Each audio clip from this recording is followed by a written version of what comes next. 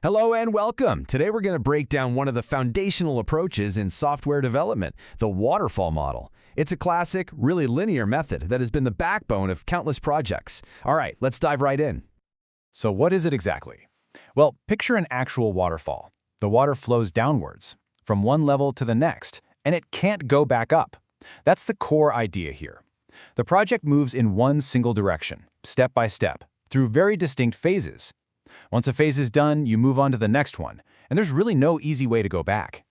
In this breakdown, we're going to look at what makes this model tick, walk through its 6 key phases, weigh the pros and cons, and finally, ask ourselves if this classic method still has a place in today's world. Let's start by getting familiar with the fundamental principles that really define the waterfall model. Think of it like a chain. Each phase is locked to the next one in a super strict sequential order. This structure demands heavy documentation, which acts as the link between each step. Historically, this was seen as a mark of professionalism, making sure knowledge gets passed along in big organizations.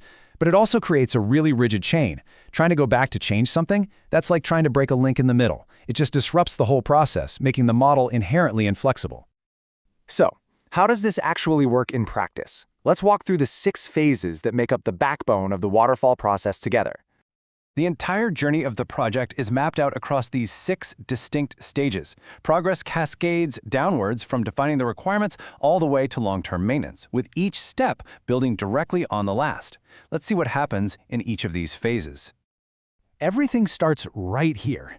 This is the foundation of the entire project.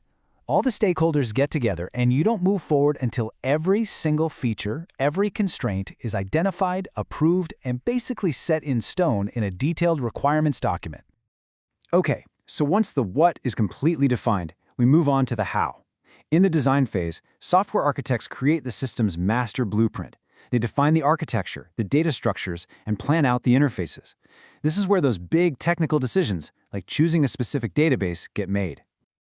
Next up is the implementation, or coding, phase. This is the moment when developers take those super detailed design documents and start actually building the software. They're turning the blueprints into functional code, bringing the project to life. Once the code is written, it's time to check if it works as intended. The testing phase is where quality assurance teams rigorously compare the software against that initial requirements document. They hunt for bugs, errors, and any deviation from what was originally promised. In the deployment phase, all the individual pieces of code are assembled and integrated into one coherent system.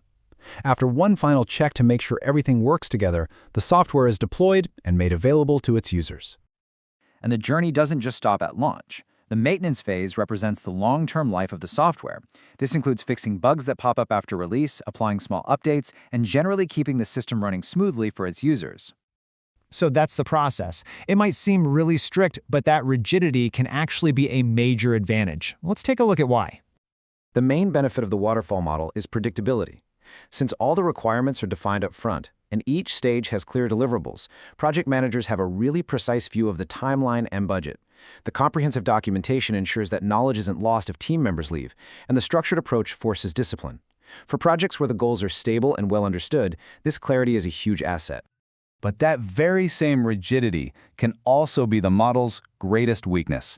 Let's flip the coin and explore the downsides. This scenario perfectly illustrates the central problem.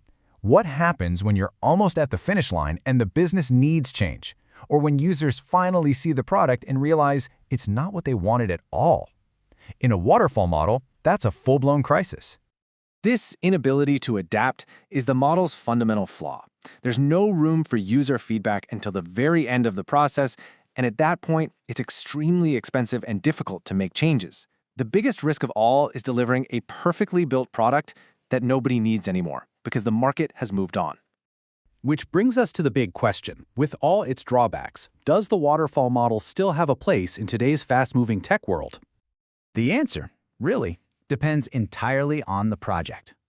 The waterfall model can still be a great choice when requirements are crystal clear, stable, and unlikely to change.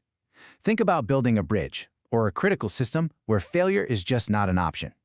But for projects where you need to innovate, adapt, and react to user feedback, it's a much poorer fit. And that's the reality today. While the waterfall model is still used, especially in certain industries, the general trend has been a massive shift toward more adaptive, iterative models like Agile. These methods are designed to welcome change and involve the user throughout the process, which just fits the dynamic nature of modern software development a lot better.